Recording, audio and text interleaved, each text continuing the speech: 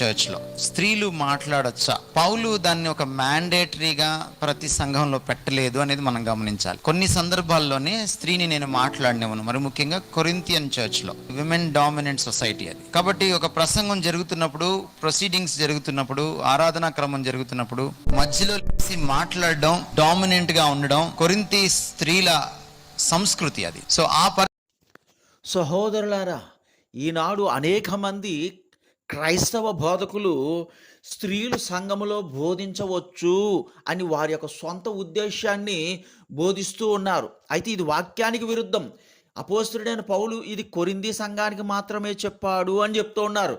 కాదు, అపోస్తుడైన పౌలు తిమోతికి రాస్తూ కూడా 2వ అధ్యాయము 12వ వచనములో స్త్రీలు బోధించకూడదు అని చెప్పి ఉన్నాడు. దయచేసి అర్థం చేసుకోండి, స్త్రీలు సంఘములో బోధించకూడదు.